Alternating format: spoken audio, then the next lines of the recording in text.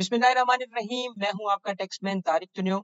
Income tax series की इस video में आज हम एक स्पेसिफिक सिचुएशन को डिस्कस करेंगे और उससे रेलेवेंट टैक्स स्टेटमेंट को स्टडी करेंगे और सीखेंगे।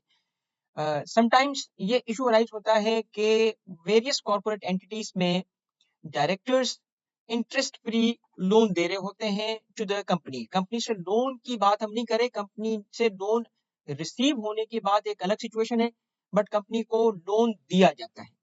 अब यहाँ पे अगर वो इंटरेस्ट फ्री लोन है, डायरेक्टर या इवन फॉर दैट मैटर कोई और भी पर्सन हो जो इंटरेस्ट फ्री लोन किसी को दे रहा है, तो उस केस में क्या उस पर्सन की डीम्ड इनकम अराइज होगी या नहीं होगी? इंटरेस्ट इनकम उसकी डीम करके किसी हेड में चार्ज की जा सकती है या नहीं की जा सकती? इस पे आज हम डिस्कस करेंगे।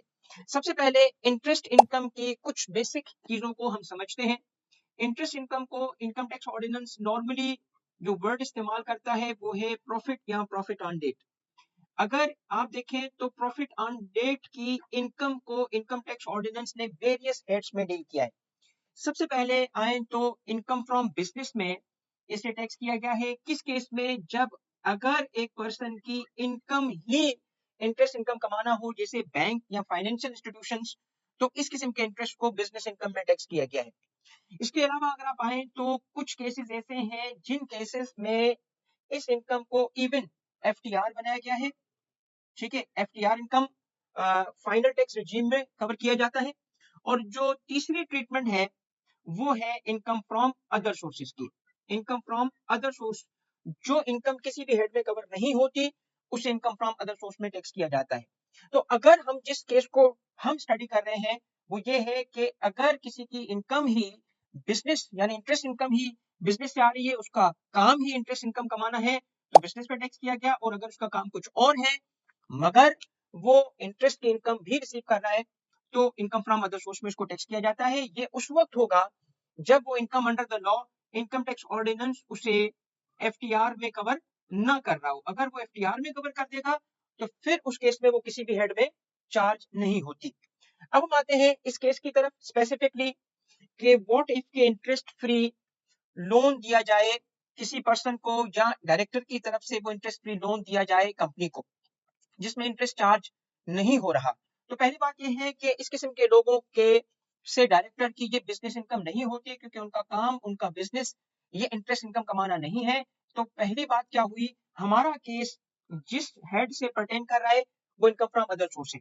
अब इनकम फ्रॉम अदर सोर्स के अंदर अगर हम एनालिसिस करें तो इनकम फ्रॉम अदर सोर्सेस में सबसे इंपॉर्टेंट चीज क्या है कि कौन सी इनकम्स को चार्ज किया गया है। इनकम फ्रॉम अदर सोर्स की स्कीम कुछ इस तरह है कि सबसे पहले 5 हेड्स की इनकम्स को स्पेसिफिकली रेलेवेंट हेड के सेक्शंस ने आइडेंटिफाई किया हुआ है।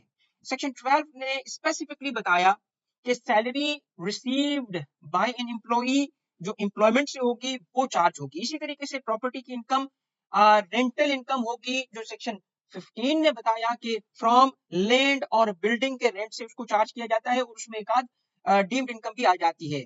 इसी तरीके से बिजनेस इनकम के बारे में बताया गया सेक्शन 18 में कि profits and gains of any business है और कुछ और उसकी इनकम से।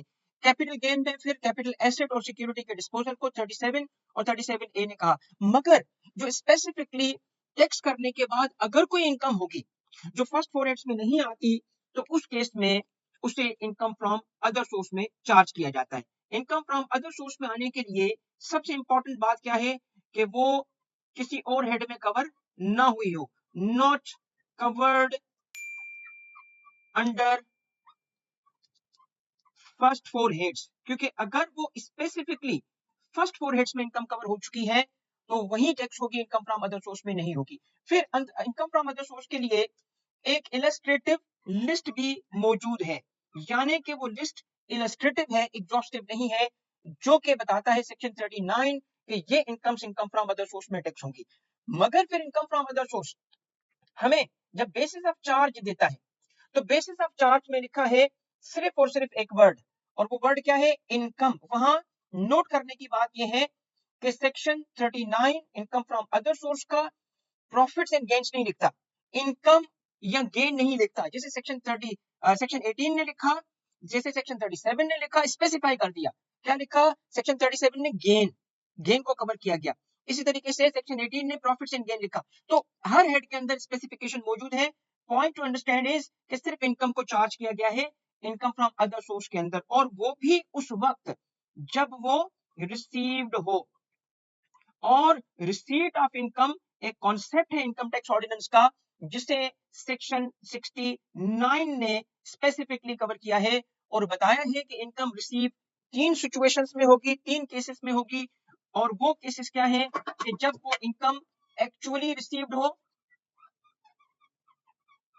या वो इनकम अप्लाइड ऑन बिहाफ हो, या वो इनकम मेड अवेलेबल हो। इसका मतलब है कि इन 3 केसेस में ही इनकम को रिसीव्ड माना जाता है।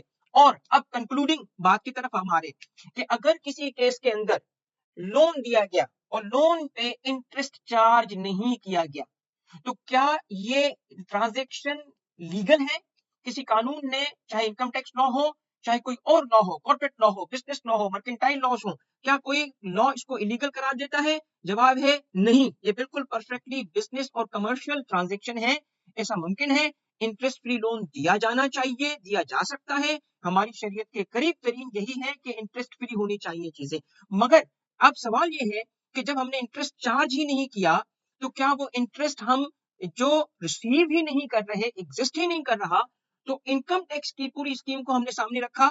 अब कंक्लूजन क्या होगा कि क्या वो इनकम फ्रॉम अदर सोर्स में चार्जेबल हो सकता है या नहीं हो सकता? तो जवाब है कि चार्जेबल नहीं हो सकता, क्योंकि इसमें सबसे पहली बात कि उसका इनकम होना जरूरी है और उसका रिसीव होना जरूरी है। ना वो हमारी इनकम है, ना वो हमारी रिसीट है।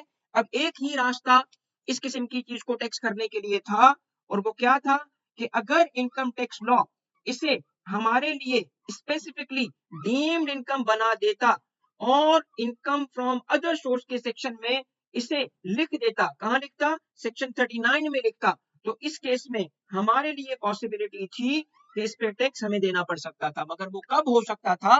जब सेक्शन 39, जो कि इनकम फ्रॉम अदर सोर्स का सेक्शन है, इसके अंदर स्पेसिफिकली लिखा होना चाहिए था। कहां पे लिखा होना चाहिए था? इस लिस्ट में लिखा होना चाहिए था। अब चूंकि इस लिस्ट के अंदर कोई डीम्ड इंटरेस्ट लिखा हुआ नहीं है, इस वजह से हम, हमारी जो अंडर डिस्कशन जो सब्जेक्ट है कि क्या इंटरेस्ट फ्री लोन अगर दिया जाए, तो लोन देने वाले के लिए कोई इंटरेस्ट का अमाउंट डीम करके इनकम टैक्स ऑर्डिनेंस टैक्स कर सकता है या नहीं कर सकता?